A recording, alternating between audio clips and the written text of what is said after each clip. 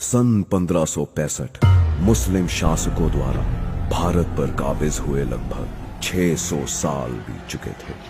उत्तर में मुगलों के नाम से सुन्नी तो मध्य में शाहों के नाम से शिया राज कर रहे थे। दक्षिण में विजयनगर आखिरी हिंदवी साम्राज्य था। इसकी समाप्ति के साथ ही संपूर्ण भारत मुस्लिम साम्राज्य होने वाला था। 15 जनवरी 1565 को मुस्लिम शासकों द्वारा विजयनगर के अंतिम सम्राट राजा राम राय की गर्दन का सूली पर चढ़ा दी गई और इसी के साथ हुई हिंदवी साम्राज्य की संपूर्ण समाप्ति की घोषणा।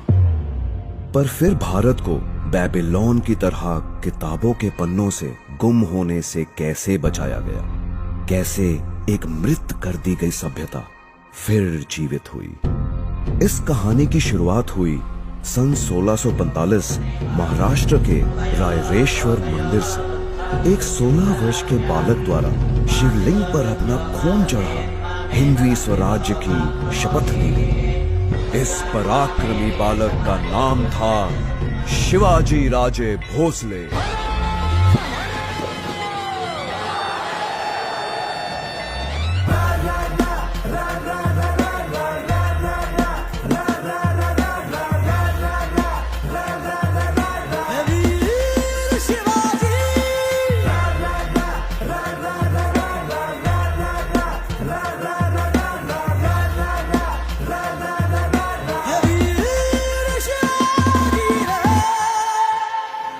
केवल 16 वर्ष के इस बालक ने 2000 की सेना के साथ विश्व की सबसे बड़ी सल्तनत को चुनौती दे डाली। एक एक कर वो मुगलों व शाहों के किले जीतने लगा। सन 1659 में मुस्लिम जगत के सबसे खूंखार सिपह सलार अफजल खां को शिवाजी से निपटने के लिए भेजा गया।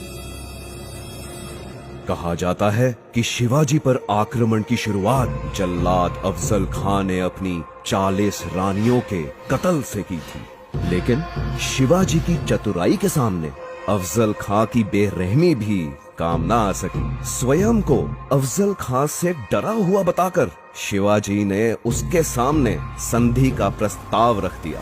अहंकार में मदहोश अफजल खां चंद सैनिकों के साथ संधि करने शिवाजी के किले में दाखिल हो गया। शिवाजी ऐसा मौका चूकने वालों में से न थे। शिवाजी द्वारा अफजल खां का अंत कर मुस्लिम सल्तनत को बड़ी मात दे दी गई। इसके बाद कोल्हापुर, पवनखिंड, उम्बेरखिंड, चाकन, कल्याण, सिंहगढ़, पुरंदर और पुणे जैसे दर्जनों युद्धों में शिवाजी द्वारा मुस्लिम सल्तनत की जड़ें हिला दी। शिवाजी को रोकना नामुमकिन सा हो गया था। ऐसा लग रहा था मानो दक्षिण में विजयनगर का हिंदवी राज फिर से जन्म ले रहा हो। पर औरंगजेब भी जोश में होश खोने वालों में से नहीं था। कुछ दिन के धैर्य के बाद उसने एक दिलचस्प दांव खेला। अपने अधीन हिंदू राजा जय सिंह को उसने शिवाजी के मुकाबले में खड़ा कर दिया। हिंदवी स्वराज्य की कामना करने वाला शिवाजी हिंदू राजा पर वार नहीं कर पाएगा। औरंगजेब ये बात भली भांति जानता था और ऐसा ही हुआ। शिवाजी को पहली बार पीछे हटना पड़ा। जीते हुए 35 में से 23 किले मुगल सल्तनत को वापस करने पड़े। एक बार फिर भारत भूमि के किसी योद्धा को अपनों के ही कारण परास्त होना पड़ा। इसके बाद शिवाजी ने एक हैरान कर देने वाला निर्णय लिया। उन्होंने औरंगजेब को एक पत्र लिख उसकी ओर मित्रता का हाथ बढ़ा दिया। सब स्तब्ध रह गए। शिवाजी इस दांव से क्या हासिल करना चाहते थे, किसी को कुछ नहीं समझ आ रहा था। शिवाजी को झुका हुआ देख औरंगजेब काफी प्रसन्न हुआ।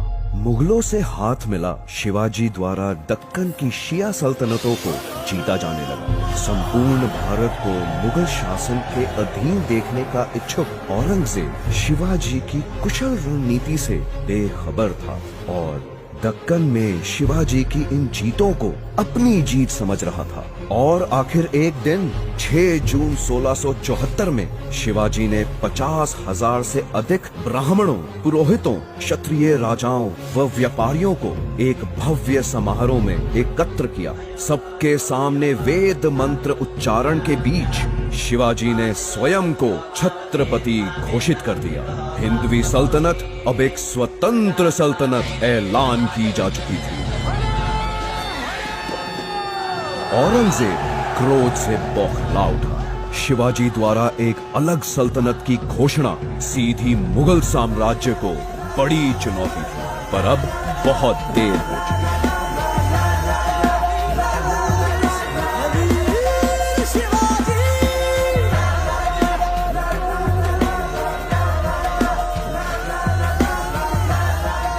औरंगजेब के साथ संधि की आड़ में शिवाजी द्वारा अपार शक्ति इकट्ठी की जा चुकी थी। सैकड़ों किलों को फतेह कर हिंदवी सल्तनत का प्रभाव पूरे दक्षिण भारत में फैला दिया गया था और अब उत्तर के मुगल साम्राज्य से निपटने का समय था। लेकिन एक दिन 3 अप्रैल 1680 को अचानक शिवाजी की मृत्यु की खबर आई। सभी की धड़कनें रुक सी गई, समय थम सा गया। निकटतम लोगों द्वारा उनकी मृत्यु का कारण तेज बुखार बताया जा रहा था। एक बार तो आजाद भारत का सपना चकनाचूर होता दिखने लगा, पर इसके विपरीत शिवाजी द्वारा सुलगाई राष्ट्र प्रेम की आग उनकी मृत्यु के बाद और भी तीव्र हो उठी। बाजीराव पेशवा, राणोजी सिंधिया, मल्हर राव होलकर, रघुजी भोसले, दामाजी गायकवाड़, महदाजी शिंदे, दत्ताजी राव, धन्नाजी जाधव जैसे एक से एक राष्ट्रभक्त हिंदवी साम्राज्य से पैदा होने लगे।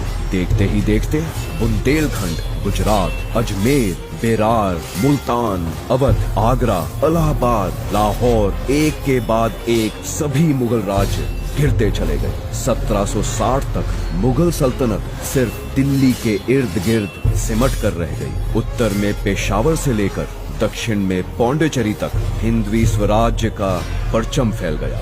इस प्रकार छत्रपति शिवाजी द्वारा भारत की सभ्यता को बेबीलोन की तरह किताबों से गुम होने से बचा लिया।